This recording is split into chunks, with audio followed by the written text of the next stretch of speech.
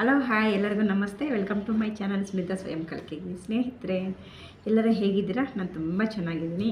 So ಇವತ್ತು ಯಾವುದೇ ಒಂದು ರೆಸಿಪಿ ಶೇರ್ ಮಾಡ್ತಾ ಇಲ್ಲ ನಿಮ್ಮ ಜೊತೆ, ಅದೇ ರೀತಿ ಯಾವುದೇ ಒಂದು ಡೈಲಿ ವ್ಲಾಗ್ ಶೇರ್ ಮಾಡ್ತಾ ಇಲ್ಲ. ಯಾವುದಾದ್ರೂ ಒಂದು ಕಾನ್ಸೆಪ್ಟ್ ಇಟ್ಕೊಂಡು ಮಾತಾಡಬೇಕಂತಂದ್ಬಿಟ್ಟು ತುಂಬ ದಿನದಿಂದ ನನಗೆ ಆಸೆ ಇತ್ತು. ಸೊ ಅದೇ ಕಾನ್ಸೆಪ್ಟ್ ಮೇಲೆ ಇವತ್ತು ನಾನು ನಿಮ್ಮ ಮುಂದೆ ಒಂದು ಟಾಪಿಕ್ ತಂದಿದ್ದೀನಿ. ಪ್ರತಿಯೊಬ್ಬರಿಗೂ ತುಂಬ ಉಪಯೋಗ ಆಗುತ್ತೆ ಈ ಒಂದು ವಿಷಯ. ಪೂರ್ತಿ ವಿಡಿಯೋ ನೋಡಿ. ಸಮಯ ಕೊರತೆ ಇದ್ದರೆ ಸೆಕೆಂಡ್ ವಿಡಿಯೋ ಆಗಿ ಪಾರ್ಟ್ ಮಾಡಿ ನಾನು ಸೆಕೆಂಡ್ ವಿಡಿಯೋ ಥರ ಬಿಡ್ತೀನಿ ಸ್ನೇಹಿತರೆ. ಸೊ ನಾನಿಲ್ಲಿ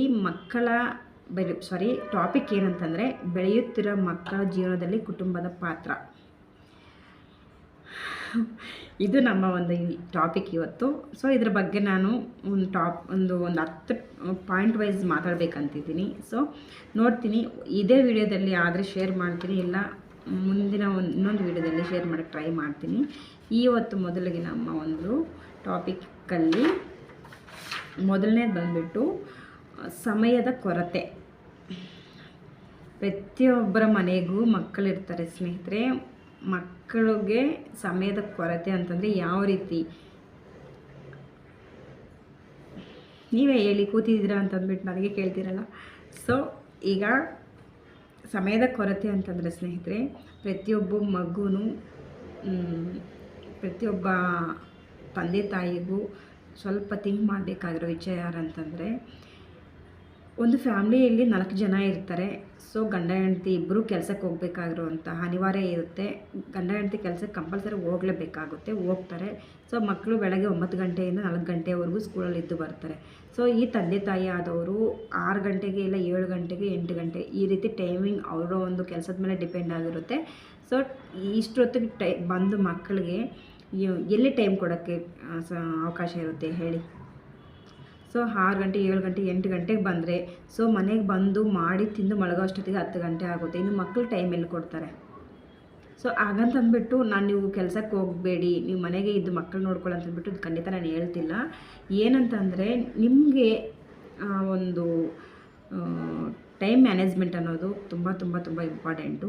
ನಿಮಗೆ ವರ್ಕಿಂಗ್ ಟೈಮ್ಸು ಏನಿರುತ್ತೋ ಆ ಟೈಮ್ ಅಷ್ಟೇ ನೀವು ವರ್ಕಿಗೆ ಕೊಟ್ಟು, ಮಿಕ್ಕಿದ್ದು ಮನೇಲಿ ಏನೇ ಕೆಲಸ ಇರಲಿ, ನಿಮ್ಮ ಪರ್ಸನಲ್ ಕೆಲಸಗಳು ಏನೇ ಇರಲಿ, ಅದಕ್ಕೊಂದು ಟೈಮ್ ಅಂತಂದ್ಬಿಟ್ಟು ಸಪ್ರೇಟಾಗಿ ಇಟ್ಬಿಟ್ಟು ಮಕ್ಕಳ ಜೊತೆ ಆಲ್ಮೋಸ್ಟು ಖಂಡಿತ ನೀವು 2 ಅವರ್ಸ್ ಆದರೂ ಪರ್ ಡೇ 2 ಅವರ್ಸ್ ಆದರೂ ಮಕ್ಕಳಿಗೋಸ್ಕರ ನೀವು ತಂದೆ ತಾಯಿ ಟೈಮ್ ಸ್ಪೆಂಡ್ ಮಾಡಲೇಬೇಕು. ಸೊ ಇದು ನಾನು ಹೇಳ್ತಾ ಇಲ್ಲ ಸ್ನೇಹಿತರೆ.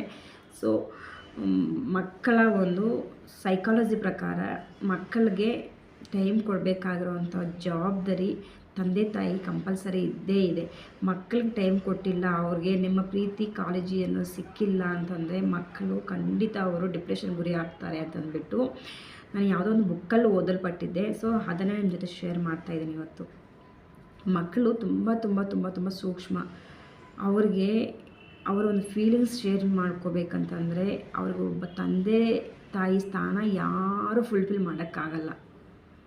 ಬೆಳಗ್ಗೆ ಸ್ಕೂಲಲ್ಲಿ ಏನು ನಡೆದಿದೆಯೋ ಅದೆಲ್ಲ ಸಾಯಂಕಾಲ ಹೋಗಿ ನಮ್ಮ ಅಪ್ಪ ಅಮ್ಮಗೆ ಹೇಳ್ಬೇಕು ನಾನು ಅಂತಂದ್ಬಿಟ್ಟು ತುಂಬ ಕ್ಯೂರಿಯಾಸಿಟಿಯಿಂದ ಮನೆಗೆ ಬರುತ್ತೆ.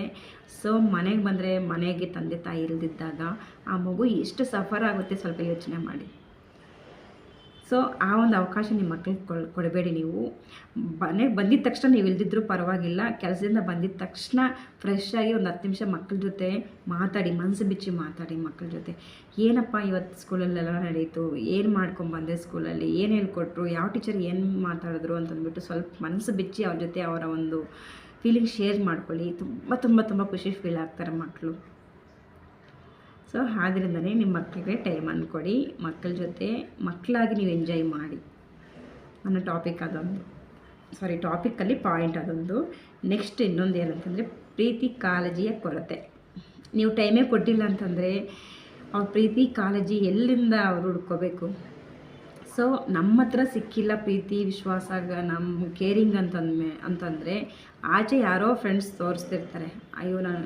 ಅವನು ಬೆಸ್ಟ್ ಫ್ರೆಂಡ್ ಆಗಿರ್ಬೋದು, ಇಲ್ಲ ಬೇರೆ ಫ್ರೆಂಡ್ ತಂದೆ ತಾಯಿ ಆಗಿರ್ಬೋದು. ಸೊ ನಾವಾಗ ಅವನ ಒಂದು ಥಿಂಕಿಂಗ್ ಹೇಗಿರುತ್ತೆ ಅಂತಂದರೆ, ಇಂಥ ಅಪ್ಪ ಅಮ್ಮ ನಮಗೆ ಸಿಗಬಾರ್ದಾಗಿತ್ತಾ, ಇಂಥ ಅಪ್ಪ ಅಮ್ಮ ನಮ್ಗೆ ಸಿಕ್ಕಿದ್ರೆ ಚೆನ್ನಾಗಿರ್ತಿತ್ತು, ನಾನು ಇವ್ರ ಮನೆಗೆ ಹುಟ್ಟಿದ್ರೆ ಚೆನ್ನಾಗಿರ್ತಿತ್ತು, ನೋಡಿ ಇವ್ರಿಗೆ ಇಷ್ಟೆಲ್ಲ ಕೊಡಿಸಿದ್ದಾರೆ, ಇಷ್ಟೆಲ್ಲ ಕರ್ಕೊಂಡು ಹೋಗ್ತಿದ್ದಾರೆ, ಟ್ರಿಪ್ಪೆಲ್ಲ ಹೋಗ್ತಿದ್ದಾರೆ, ಸೊ ನಮ್ಮ ಮನೆಗೆ ನಮ್ಮ ಅಪ್ಪ ಅಮ್ಮ ಯಾವಾಗಲೂ ಕೆಲಸ ಕೆಲಸ ಕೆಲಸ, ಈ ರೀತಿ ಮೆಂಟಲಿ ಅವ್ರು ತುಂಬ ಡಿಸ್ಟರ್ಬ್ ಆಗ್ತಾರೆ ಸ್ನೇಹಿತರೆ. ಆದ್ದರಿಂದ ನಿಮ್ಮ ಕೆಲಸ ಅನ್ನೋದು ಇದ್ದೇ ಇರುತ್ತೆ. ಅಟ್ಲೀಸ್ಟ್ ವೀಕ್ಲಿ 1 ಡೇ ಆದರೂ ಮಕ್ಕಳನ್ನ ಆಚೆ ಕರ್ಕೊಂಡೋಗಿ ಅವರ ಒಂದು ಇಷ್ಟಾಗೆ ನೀವು ಬೆಲೆ ಕೊಡಿ. ಬೆಲೆ ಕೊಟ್ಟು ಮಕ್ಕಳನ್ನ ಎಂಜಾಯ್ ಮಾಡೋಕ್ಕೆ ಬಿಡಿ. ಅವರೇನು ನಿಮ್ಮ ಹತ್ರ ಏನು ದೊಡ್ಡ ದೊಡ್ಡ ಗಿಫ್ಟ್ಗಳು ಎಕ್ಸ್ಪೆಕ್ಟ್ ಮಾಡಲ್ಲ. ಜಸ್ಟ್ ಒಂದು ಐಸ್ ಕ್ರೀಮ್ ಕೇಳಿದ್ರೆ, ಇಲ್ಲ ಅಂತಂದರೆ ಏನಾದರೂ ಒಂದು ಪಾನಿಪುರಿ ಆಗಲಿ, ಇಲ್ಲ ಬೇಕ್ರಿಯಲ್ಲಿ ಏನಾದರೂ ಒಂದು ಸ್ವಲ್ಪ ಸ್ನ್ಯಾಕ್ಸ್ ಐಟಮ್ ಇಷ್ಟು ಕೇಳ್ತಾರೆ. ಅಷ್ಟು ಕೊಡಿಸ್ಕೊಂಡು ಸ್ವಲ್ಪ ಎಲ್ಲಾದರೂ ಆಚೆ ಹೋಗಿ ಸುತ್ತಾಡಿಕೊಂಡು ಅವ್ರ ಜೊತೆ ಎಂಜಾಯ್ ಮಾಡಿ ಬಂದರೆ ಆವತ್ತು ನೆಕ್ಸ್ಟ್ ಡೇ ಎಲ್ಲ ಫುಲ್ಲು ಖುಷಿ. ಮಕ್ಕಳು ಒಂದು ವೀಕೆಲ್ಲ ಖುಷಿ. ವೀಕೆಂಡ್ ಬಂತಂದರೆ ನಮ್ಮ ಅಪ್ಪ ಅಮ್ಮ ಮನೆಗಿರ್ತಾರೆ, ನಮ್ಮ ಒಂದು ಜೊತೆ ಆಟ ಆಡ್ತಾರೆ ಅಂತಂದ್ಬಿಟ್ಟು ಎಷ್ಟು ಖುಷಿಯಿಂದ ಇರ್ತಾರೆ ಗೊತ್ತಾ. ಅದನ್ನು ಬಿಟ್ಟು ನೀವು ಸಂಡೇ ಸಹ ಕೆಲಸ ಬ್ಯುಸಿ, ಮನೇಲಿ ಕೆಲಸ, ಸೊ ಈ ಮಕ್ಳಿಗೆಲ್ಲ ಟೈಮ್ ಕೊಡೋಕ್ಕಾಗುತ್ತೆ. ನೀವು ಟ್ಯೂಷನ್ಗೆ ಹೋಗ್ರಿ, ನಾವು ಮನೆಗೆ ಕೆಲಸ ಇದೆ, ನಾನು ಡಿಸ್ಟರ್ಬ್ ಮಾಡಬೇಡಿ, ನೀವು ಆಚೆ ಆಟ ಆಡ್ಕೊಳಕ್ಕೆ ಹೋಗಿ ಅಂತಂದ್ಬಿಟ್ಟು ನಾವು ಕಲಿಸ್ಕೊಟ್ರೆ ಆ ಮಕ್ಳಿಗೆ ಏನಾಗಬೇಕು ಹೇಳಿ. ಸೊ ಆದ್ದರಿಂದನೇ ಮಕ್ಕಳಿಗೆ ನೀವು ಕೊಡೋವಂತಹ ಒಂದು 2 ಗಂಟೆ ಟೈಮಲ್ಲಿ ನೀವು ಪ್ರತ್ಯೇಕವಾಗಿ ಅವ್ರಿಗೆ ಪ್ರೀತಿ ಕೇರ್ ಕೊಡೋಂಗಿಲ್ಲ. ನೀವು ಎಷ್ಟು ಕೊಡ್ತಿರೋ ಟೈಮಲ್ಲಿ ಆಟೋಮೆಟಿಕ್ ಅವರು ಅದರಲ್ಲೇ ಪ್ರೀತಿ ವಿಶ್ವಾಸ ನೋಡ್ಕೊತಾರೆ. ನಮ್ಮ ಅಪ್ಪ ಅಮ್ಮ ನಮ್ಮ ಬಗ್ಗೆ ಇಷ್ಟೆಲ್ಲ ಕೇರ್ ಮಾಡ್ತಿದ್ದಾರಾ ಅಂತಂದ್ಬಿಟ್ಟು ಅವ್ರಿಗೆ ಗೊತ್ತಾಗ್ಬಿಡುತ್ತೆ. ಯಾಕಂತಂದರೆ ಯಾರೂ ತಂದೆ ತಾಯಿನೂ ನಾಟಕ ಮಾಡಿ ಪ್ರೀತಿ ಮಾಡಲ್ಲ ಮಕ್ಕಳನ್ನ. ನಾವು ಮಾತಾಡೋವಂಥ ಮಾತುಗಳಲ್ಲೇ ಅವ್ರ ಪ್ರೀತಿಯನ್ನು ಹುಡ್ಕೊತಾರೆ. ನಾವು ತೋರಿಸೋವಂತಹ ಒಂದು ಬಿಹೇವಿಯರಲ್ಲೇ ಅವರೊಂದು ಕೇರನ್ನು ಹುಡ್ಕೊತಾರೆ ಸ್ನೇಹಿತರೆ.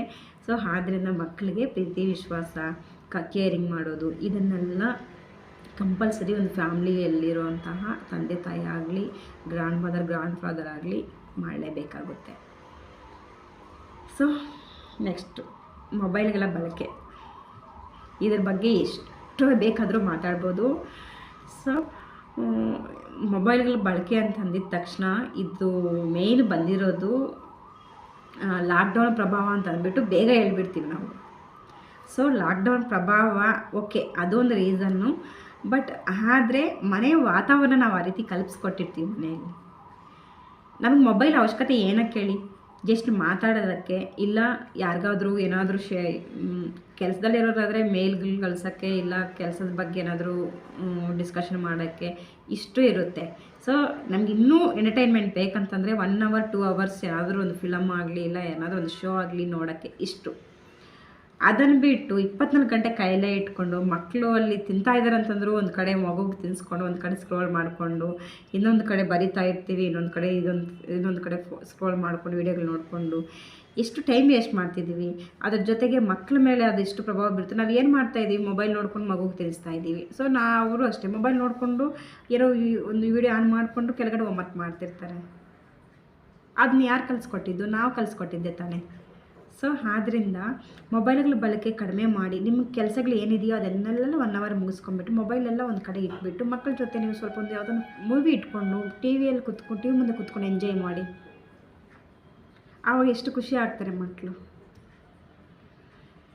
ಇದು ಈ ಕಾನ್ಸೆಪ್ಟು ತುಂಬ ಮನೆಗೆ ತುಂಬ ಟೈಮ್ ವೇಸ್ಟ್ ಮಾಡ್ತಿರೋವಂತಹ ವಿಚಾರ ಆಗಲಿ, ಮಕ್ಕಳ ಮೇಲೆ ಪ್ರಭಾವ ಬೀರ್ತಾ ಇರೋವಂಥ ವಿಚಾರ ಆಗಲಿ, ಮಕ್ಕಳು ವಿದ್ಯಾಭ್ಯಾಸದಲ್ಲಿ ಹಿಂದೆ ಇದ್ದಾರೆ ಅಂತಂದರೆ ಅದಕ್ಕೆ ಕಾರಣ ಇವತ್ತು ಟೆಕ್ನಾಲಜಿ ತುಂಬ ಇದೆ.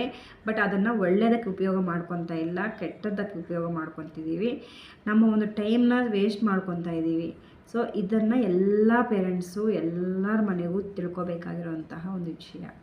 ಸೊ ಈವನ್ ನಾನು ಸಹ ರಿಯಲೈಸ್ ಆಗಿದ್ದೀನಿ. ನಾನು ಒಮ್ಮೆ ಇದೇ ಥರ ಮಾಡಿ ಬಂದಿರೋಳೆ. ನಾನು ಎಲ್ಲ ಕರೆಕ್ಟ್ ಅಂತ ಹೇಳ್ತಿಲ್ಲ. ಸೊ ಬಟ್ ರಿಯಲೈಸ್ ಆಗಿದ್ದೀನಿ, ಇದರಿಂದ ಏನೆಲ್ಲ ಯೂಸ್ ಆಗಿದೆ ಅಂತಂದ್ಬಿಟ್ಟು ಸ್ವಲ್ಪ ಕೂತ್ಕೊಂಡು ಯೋಚನೆ ಮಾಡಿದ್ರೆ ನಮ್ಮ ಜೀವನಕ್ಕೆ ನಮಗೆ ಎಷ್ಟು ಬಳಕೆ ಇದೆ ಮೊಬೈಲು ಅನ್ನೋದು ನಮಗೆ ಗೊತ್ತಾಗುತ್ತೆ. ಸೊ ನೋಡಿದ್ರಲ್ಲ ಸ್ನೇಹಿತರೆ, 3 ಪಾಯಿಂಟ್ಸ್ ಹೇಳೋಷ್ಟೊತ್ತಿಗೆ ಟೈಮ್ ಒಂದು 10 ನಿಮಿಷದ ಆಯಿತು. ಸೊ ಸಮಯ ಜಾಸ್ತಿ ತಗೊಂಡಷ್ಟು ವಿಡಿಯೋ ಲೆಂತ್ ಆಗಿಬಿಡುತ್ತೆ, ನಿಮಗೂ ಬೋರ್ ಅನಿಸುತ್ತೆ. ಸೊ ಮಿಕ್ಕಿದ್ದು ವಿಷಯ ಮುಂದಿನ ವಿಡಿಯೋದಲ್ಲಿ ಶೇರ್ ಮಾಡ್ತೀನಿ. ನೋಡ್ತಾ ಇರಿ ಸ್ಮಿತಾ ಸ್ವಯಂ ಕಲಿಕೆ ಚಾನಲ್ನ. ಸಿಗೋಣ ಮುಂದಿನ ಒಂದು ವಿಡಿಯೋದಲ್ಲಿ. Thank you so much.